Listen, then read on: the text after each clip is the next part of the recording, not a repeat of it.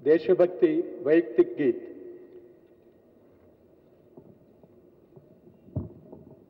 हैंदव चैतन्यम चैतन्यम भारत संक्षेमं संक्षेमं भारत संक्षेमं संक्षेमं विश्व कल्याणं विश्व कल्याणं। जय हो जय भारतम जय हो जय भारतम जय हो जय भारतम जय हो जय भारतम। विश्वमोहनं वसुधैकजीवनं वीरपूजितं विमलशोभितं वीरपूजितं विमलशोभितं। जय हो जय भारतम जय हो जय भारतम जय हो जय भारतम जय हो जय भारतम। చెట్టు పుట్ట మట్టి చేను చెలగనే మ్రొక్కి చీమలకు చక్కరేసి పాముకు పాలను పోసి గోవు మహాలక్ష్మిగా పూజించి పరవశించి గోవు మహాలక్ష్మిగా పూజించి పరవశించి జీవకోటి సేవలోనే సుఖ జీవనమందేము। జయ హో జయ భారతం జయ హో జయ భారతం జయ హో జయ భారతం జయ హో జయ భారతం। సాధు సంతు జీవితాలు సమాజమున దివిటీలు అణువణువు అర్పించగ కదలినవి హృదయాలు। రామానుజ శంకరుల వివేకుని వారసులై రామానుజ శంకరుల వివేకుని వారసులై హిందూ జాతి కమరత్వం అందించుట మన లక్ష్యం। జయ హో జయ భారతం జయ హో జయ భారతం జయ హో జయ భారతం జయ హో జయ భారతం। ఆధ్యాత్మిక భౌతిక వైజ్ఞానిక మీ ఉన్నతి సమన్వయం సాధిస్తే అదే కదా పురోగతి। పరమ వైభవం కోసం పథమొక్కట సంఘటనం పరమ వైభవం కోసం పథమొక్కట సంఘటనం। మన శక్తులు తల్లి కొరకు ఊపిరి ఉన్నంత వరకు జయ హో జయ భారతం జయ హో జయ భారతం జయ హో జయ భారతం జయ హో జయ భారతం। విశ్వమోహనం వసుధైకజీవనం వీరపూజితం విమలశోభితం వీరపూజితం విమలశోభితం వీరపూజితం విమలశోభితం।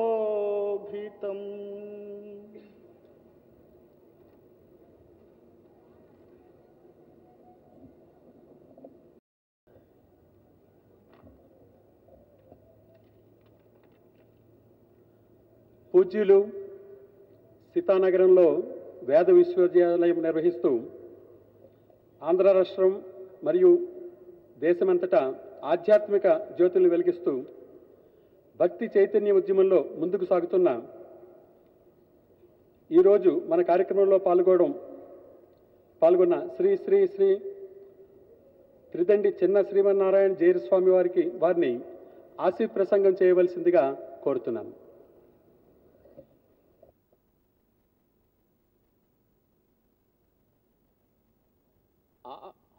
ఆపదామపహర్తారం దాతారం సర్వసంపదాం లోకాభిరామం శ్రీరామం భూయో భూయో నమామ్యహం.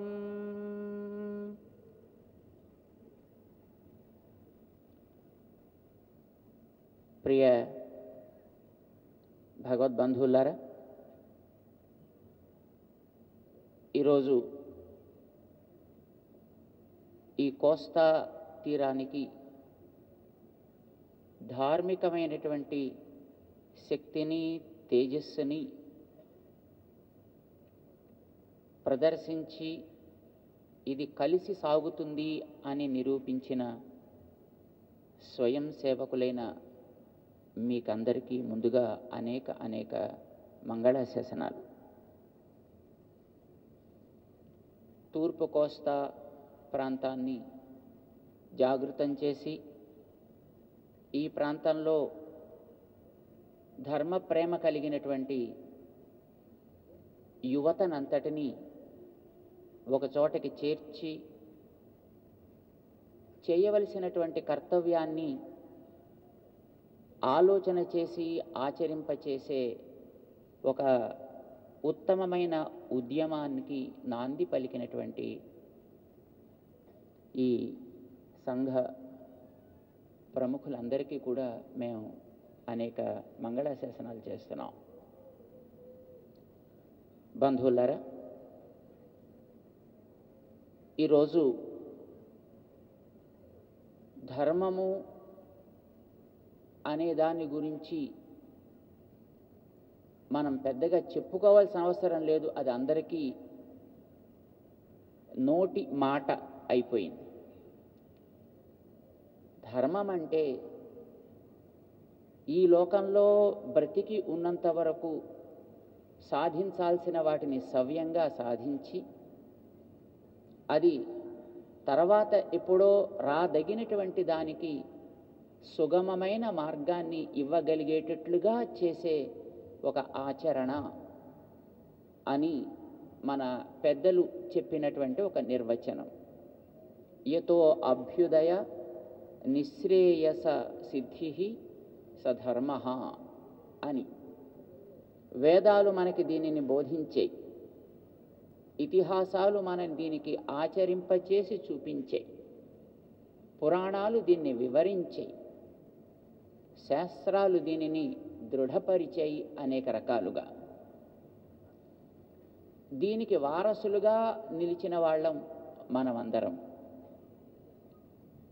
ఈ ధర్మం నిజానికి మానవుడైన ప్రతివాడికి స్వీకరించతగినది అనే పరమర్షులు చెప్పారు. ఆ పరమర్షి సంతతి ఈ ప్రపంచంలో ఉండే మానవ జాతి అంతా. అదృష్టం కొద్దీ దాన్ని జ్ఞాపకం పెట్టుకున్నాం మనం, దాన్ని ఆచరిస్తున్నాం మనం, ఆచరించే ప్రయత్నం చేస్తున్నాం మనం.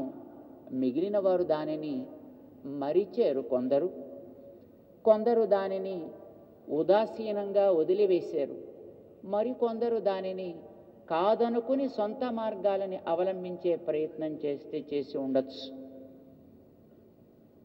మనిషికి భగవంతుడు బుద్ధినిచ్చాడు. బుద్ధిని అమలుపరిచేటటువంటి దేహాన్ని, ఇంద్రియ పాటవాన్ని, శక్తిని ఇచ్చాడు. దానిని సవ్యంగా వాడుకునేటట్లు చేయగలిగేటటువంటి వ్యక్తులని సమాజంలో మనకి గురువులుగా, మార్గదర్శకులుగా ఇచ్చాడు. వారిని మనం ఎంతవరకు అనుసరిస్తాం అనేదాన్ని ఈ భారత భూభాగంలో ఉండేటటువంటి మనం నిరూపించి మేం ఈ ధర్మానికి వారసులము అని చాటగలిగాం. మిగిలిన వారు దానిని గురించి ఆలోచన చేస్తున్నారు. ఇంకా ఎవరు ఏ స్థితిలో ఉన్నా అందరినీ ఆదరించాలనే సహోదర భావాన్ని మన ఋషులు వేదాలు అందించినటువంటి దానిని మనం ఆరాధించాం, ఆదరించాం కూడా. ఈ రోజుల్లో దీనిని మరచినటువంటి వారి వల్ల ఇబ్బందులు ఎదురవుతున్నాయి సమాజానికి. జ్ఞాపకం చేయాల్సినటువంటి తరుణం మళ్ళీ ఇప్పుడు మనందరి భుజాల మీద ఉంది. సమాజంలో అవసరాలకి ధనం, శక్తి, ప్రభుత్వం, పదవి ఇవన్నీ అవసరమే. కానీ అవి దేశీయమైనటువంటి స్థానికమైనటువంటి వ్యవస్థకి భంగం కలగకుండా ఉన్నంత వరకు వాటిని చక్కగా మనం ఆరాధిస్తాం. ఏ వ్యక్తికి వ్యక్తిగతంగా లేదు అతని కుటుంబ పరంగా ఉండేటటువంటి బాధ్యతలని మనం గౌరవించడం మన పెద్దలు మనకి నేర్పారు. కానీ మన దానిని మనం ఆరాధించుకునే విధానాన్ని మనకి స్థిరపరిచారు. మనం కోరుకోకుండానే ఈ భూమి మీదకి మనం ఒక కుటుంబంలో ఒక ధర్మంలో పుట్టాం, దానికి మనం వారసులం అయ్యాం. ఏది నీ ధర్మమో, ఏది నీ కుటుంబ ఆచారమో, ఏది నీ సంప్రదాయమో దానిని నీవెప్పుడూ కూడా ఆరాధిస్తూ ఉండవలే. ఏది నీది కాదో అలాంటి దానిని ఆదరించాలని చెప్పే మన ఋషుల యొక్క సూక్తులు. మనం ఒక నాస్తికుణ్ణి కూడా ఆదరిస్తాం, ఆరాధించం. ఇతరమైనటువంటి రకరకాల మార్గాలకి చెందిన వారిని మనం ఆదరిస్తాం, ఆరాధించం. నాదేదో దానిని నేను ఆరాధిస్తా, నాది కాని దానిని ఆదరిస్తా. ఇది మన పెద్దలు మనకి చెప్పినటువంటి సూక్తి. స్వీయ ఆరాధన, సర్వ ఆదరణ. అయితే ఈ ఆదరణ అనేది ఎదటి వ్యక్తిలో కూడా ఏర్పడ్డప్పుడే అది సమరసతని సాధిస్తుంది అనే విషయాన్ని అవసరమైనప్పుడు చెప్పవలసి వస్తూ ఉంటుంది. ఒక వ్యక్తి ఆస్తికుడై తనకి నచ్చినటువంటి రూపంలో దైవాన్ని దర్శించి ఆరాధించుకోవచ్చు. అంత మాత్రం చేత మరొక మార్గంలో ఉండేటటువంటి ఒక వ్యక్తిని వేలెత్తి చూపటం కానీ, కించపరచటం కానీ, అవమానించడం కానీ జరగరాదు. ఆ వ్యక్తికి మనం ఇలా ఉండడం తగును అని నేర్పవలసిన బాధ్యత కూడా మన ఆరాధనా విధానాన్ని గుర్తించిన వ్యక్తులకు ఉంటుంది. సులభంగా మీకు చెప్పాలంటే, నా తల్లిని నేను ఆరాధిస్తా, నా తండ్రిని నేను ఆరాధిస్తా, నా జాతిని నా ధర్మాన్ని నేను ఆరాధిస్తా. పక్కవాడికి తల్లి ఉంటుంది, పక్కవాడికి తండ్రి ఉంటాడు. అయితే ఆ తండ్రిని నేను ఆరాధించను, కానీ ఆదరిస్తా. కేవలం ఆదరించడమే కాదు, ఆ పక్కవాడి యొక్క తండ్రిని ఆ పక్కవాడు కూడా ఆరాధించుకునేటట్లుండాలని నేను చెబుతా. ఇదే మార్గం వానికి కూడా కావాలి. తన తండ్రిని తాను ఆరాధించుకోవాలి, కానీ పక్కవాళ్ళమైనటువంటి మన తండ్రిని కూడా వాడు ఆరాధించవద్దు, కానీ ఆదరించగలగాలి. ఇది ఆదరించగలగడం అవసరమనే విషయాన్ని వారికి ఇప్పుడు చెప్పవలసినటువంటి స్థితి ఈవేళ సమాజంలో బహుళంగా కలుగుతుంది. ఈవేళ మనకి ఈ దేశానికి ఆయువు పట్లైనటువంటి గ్రామాలు చైతన్యవంతము కావాలి, ఆదర్శ గ్రామాలు కావాలి. ఇప్పుడు మనకి ఆదర్శ గ్రామం అంటే ఆ గ్రామంలో ఉండేటటువంటి వ్యక్తులలో విద్య కావాలి. ఆ గ్రామంలో ఉండే వారందరినీ పరస్పరం ఒకరినొకరు ఆదరించుకోగలిగేటటువంటి స్థితిని ఏర్పరచాలి. ఈ స్థితి ఈవేళ చాలా అవసరం. ముఖ్యంగా గ్రామాల్లో ఉండేటటువంటి వ్యక్తులలో భద్రత కొరవడ్డ కారణం చేత క్రమంగా అక్కడి నుంచి పట్టణాలకి తరలిపోతే పట్టణాల్లో పక్కవాణ్ణి పట్టించుకునేటటువంటి వాతావరణం ఈవేళ లేకుండా పోతుంది. ఆధునికంగా ఏర్పడ్డటువంటి సాంకేతిక ప్రభావం చేత అది టీవీ అనండి, కంప్యూటర్ అనండి, ఐప్యాడ్ లాంటివి అనండి, లేదు సెల్ ఫోన్లో వచ్చినటువంటి ఇప్పుడు స్మార్ట్ ఫోన్స్ అనండి, ఇలాంటి వాటి వల్ల పక్క వాళ్ళని మనం గుర్తించి మనం అందరం ఒకటనిపించుకునే వ్యవస్థ ఈవేళ క్రమంగా క్షీణిస్తోంది. ఇదివరకు గ్రామాల్లో సాయంకాలం కాగానే ఒక చోటకి చేరినప్పుడు అందరూ కలిసి వాళ్ళ గ్రామాల్లో ఉండే చిన్న చిన్న మందిరాల్లోని గుత్తి దీపాలను తెచ్చి గ్రామపు నడిబొడ్డున పెట్టి అందరూ కలిసి కాసేపు పగటిపూట కలిగిన శ్రమ తొలగటానికి వీలుగా హాయిగా ఆడి పాడి మహిళలందరూ కూడా దానిని చూసి ఆనందించి కాస్త విశ్రాంతులయ్యేటటువంటి అవకాశం ఉండేది. ఈవేళ పక్కింట్లో ఎవడున్నాడో మనకి తెలియకుండా పోయేటటువంటి స్థితి పట్టణాల్లోనే కాదు గ్రామాల్లో కూడా దాపురిస్తోంది. ఈ స్థితి వల్ల వ్యక్తి ఆర్థికంగానో మరొక రకంగానో బలం పొందుతున్న మానవత్వపు ఛాయలు క్రమంగా తగ్గుతున్నాయి. ఇవి మళ్ళీ మనం పెంచుకోవలసిన బాధ్యత ఉంది. ప్రపంచంలో భారత జాతి ఇవాల్టికి గుర్తింపు పొంది ఉంది అంటే కేవలం వీరిలో ఉండేటటువంటి మానవత్వపు సౌరభాలు స్థిరంగా ఉండడమే. అవి ఈవాల్టికి అదృష్టం కొద్దీ మనలో ఉన్నాయి. ఎప్పుడు కూడా మనం మనది కాని దేనిని వేలెత్తి చూపలేదు, నిందించలేదు, దూషించలేదు, దాన్ని కించపరిచే ప్రయత్నం ఎప్పుడూ మన వాళ్ళు చేసిన దాఖలాలు లేవు, ఉండవు కూడా. కానీ మన దాన్ని గర్వంగా చెప్పుకోగలిగేటటువంటి ఒక స్వాభిమానం మనలో జాగృతం కావాలి. ఎన్నో అనుభవాలు మనకి ఉన్నాయి, కానీ పక్కవాడితోటి వాటిని పంచుకోగలిగేటటువంటి చొరవ మనలో క్రమంగా తగ్గుతోంది. దానిని పెంచగలమనేటటువంటి ఒక ప్రతిజ్ఞ మనమందరం తీసుకోవలసినటువంటి అవసరం ఉంది. ముఖ్యంగా యువత ఆ బాధ్యతని స్వీకరించాలి. వృద్ధులలో క్రమంగా శ్రద్ధ మనని నడిపించడానికి ఉంటుంది, పిల్లలలో అది చేత కాదు. యువతకి ఆ బాధ్యత ఉంది కనుక ఈ జాతికి ఈ ప్రపంచానికి వెన్నెముక అయినటువంటి యువత మీరందరూ కూడా ఇక్కడ చేరి మేం కలిసి ఉంటాం, మేము ఒక కుటుంబం, ఒక ధర్మ కుటుంబం మాది, దైవ కుటుంబం మాది అనే వాస్తవాన్ని నిరూపించగలిగే చొరవ చూపించారు కనుక ఆ రకమైనటువంటి ఒక ఉత్తేజాన్ని మీరందరూ కూడా ఈవేళ ప్రదర్శించారు కనుక దీనిని క్రమంగా కొనసాగించేటటువంటి ఉద్యమానికి మనం నాంది పలుకుదాం.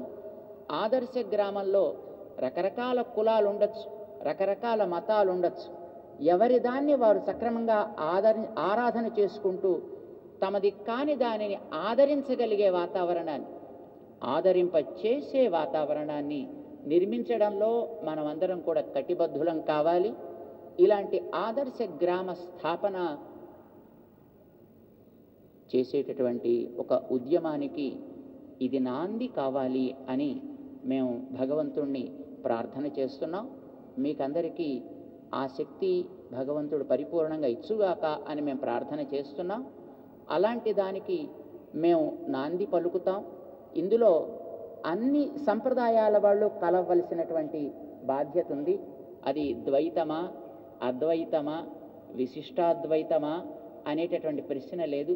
అందరం దీంట్లో కలిసి సాగాలి.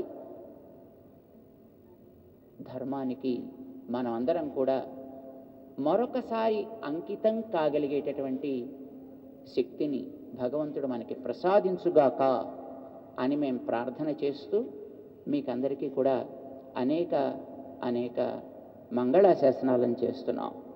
జై శ్రీమన్నారాయణ.